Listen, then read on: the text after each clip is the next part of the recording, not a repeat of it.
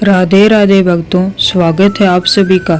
तो आज हम जया एकादशी की कथा सुनेंगे। धर्मराज युधिष्ठिर बोले, हे भगवान, आपने माघ के कृष्ण पक्ष की सटतिला एकादशी का अत्यंत सुंदर वर्णन किया। आप स्वदेज, अंडज, उद्दिज और जरायुज चारों प्रकार के जीवों के उत्पन्न, पालन तथा नाश करने वाले हैं। अब आप कृपया करके माघ शुक्ल एकादशी का वर्णन कीजिए। इसका क्या नाम है, इसकी व्रत विधि क्या है और इसमें कौन से देवता का पूजन किया जाता है। श्री कृष्ण कहने लगे कि हे राजन, इस एकादशी का नाम जया एकादशी है। इसका व्रत करने से मनुष्य ब्रह्म इत्यादि पापों से छूटकर मोक्ष को प्राप्त होता है तथा इसके प्रभाव से भूत पिशाच आदि योनियों से मुक्त हो जाता है। इस व्रत को विधि पूर्वक करना चाहिए।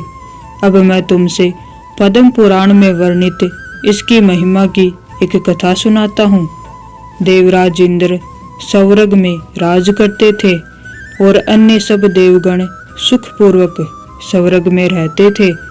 एक समय इंद्र अपनी इच्छा अनुसार नंदन वन में अप्सराओं के साथ विहार कर रहे थे और गंधर्व गान कर रहे थे।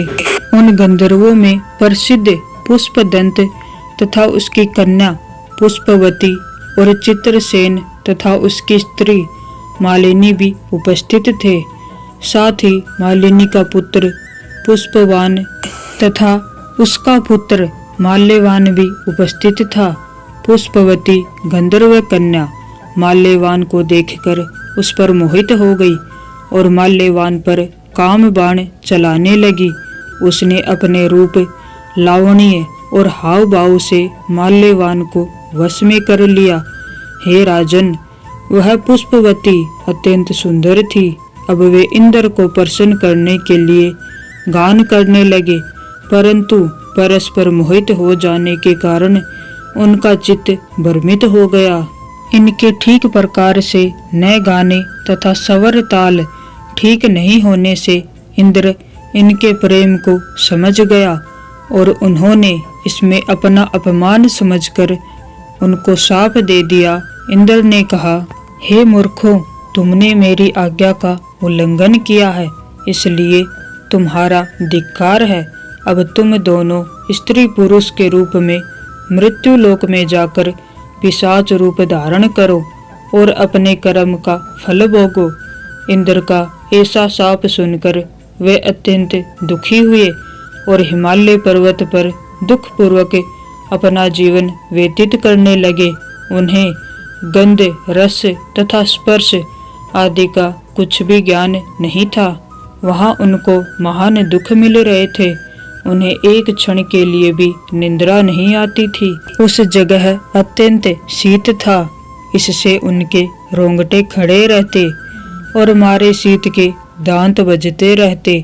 एक दिन पिशाच ने अपनी स्त्री से कहा कि पिछले जन्म में हमने ऐसे कौन से पाप किए थे जिससे हमको यह दुखदायी पिशाच योनि प्राप्त हुई। इस पिशाच योनि से तो नरक के दुख सहना ही उत्तम है, अतः हमें अभी किसी प्रकार का पाप नहीं करना चाहिए। इस प्रकार विचार करते हुए वे अपने दिन व्यतीत कर रहे थे। देवयोग से तभी माघ मास में शुक्ल पक्ष की जया नामक एकादशी आई। उस दिन उन्होंने कुछ भी भोजन नहीं किया और न कोई पाप कर्म किया, केवल फल फूल खाकर ही दिन व्यतीत किया और सायंकाल के समय महान दुख से पीपल के वृक्ष के नीचे बैठ गए। उस समय सूर्य भगवान अस्त हो रहे थे। उस रात को अत्यंत ठंड थी, इस कारण वे दोनों शीत के मारे अति दुखित होकर मृतक के समान आपस में चिपटे हुए पड़े रहे। उस रात्रि को उनको निद्रा भी नहीं आई।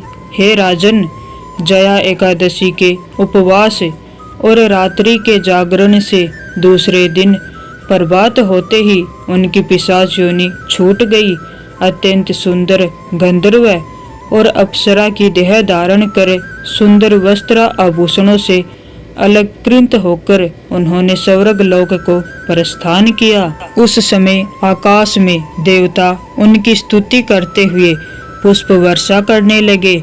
स्वर्ग लोक में जाकर इन दोनों ने देवराज इंद्र को प्रणाम किया। इनको पहले रूप में देखकर अत्यंत आश्चर्यचकित इंद्र हुआ और पूछने लगा कि तुमने अपने पिशाच योनि से किस तरह छुटकारा पाया, सो सब बतलाओ।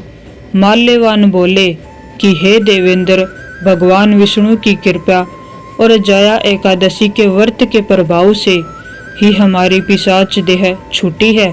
तब इंद्र बोले कि हे माल्यवान, भगवान की कृपा और एकादशी का व्रत करने से न केवल तुम्हारी पिशाच योनि छूट गई, वरन हम लोगों के भी वंदनीय हो गए, क्योंकि विष्णु और शिव के भक्त हम लोगों के वंदनीय हैं। अंतः आप धन्य हैं। अब आप पुष्पवती के साथ जाकर विहार करो। श्री कृष्ण कहने लगे कि हे राजा युधिष्ठिर, इस जया एकादशी के व्रत से बुरी योनि छूट जाती है। जिस मनुष्य ने इस एकादशी का व्रत किया है उसे मानो सब यज्ञ, जप, दान आदि कर लिए। जो मनुष्य जया एकादशी का व्रत करते हैं वे अवश्य ही 1000 वर्ष तक स्वर्ग में वास करते हैं।